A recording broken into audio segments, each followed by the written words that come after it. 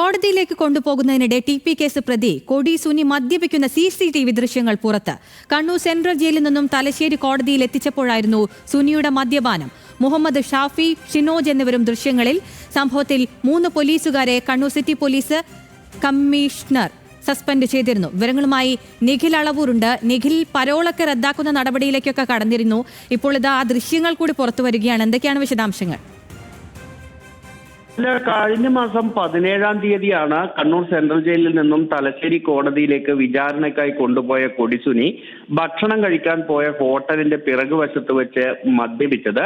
ഈ മദ്യപിക്കാൻ സൗകര്യം ചെയ്തു കൊടുത്തു എന്ന അന്വേഷണത്തിൽ വ്യക്തമായതിന് പിന്നാലെ 3 പോലീസുകാരെ Kannur city police commissioner suspend ചെയ്തിരുന്നു.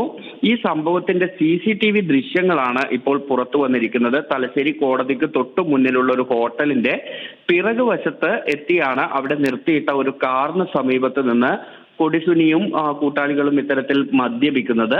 ആ മദ്യപിക്കുന്നതിന്റെ CCTV ദൃശ്യങ്ങളാണ് ഇപ്പോൾ പുറത്തു വന്നിരിക്കുന്നത്. ഈ ദൃശ്യങ്ങളുടെ കൂടി അടിസ്ഥാനത്തിലായിരുന്നു നേരത്തെ സിറ്റി പോലീസ് കമ്മീഷണർ ഇത്തരത്തിൽ 3 പോലീസുകാരെ സസ്പെൻഡ് ചെയ്യുന്ന നടപടി സ്വീകരിച്ചത്.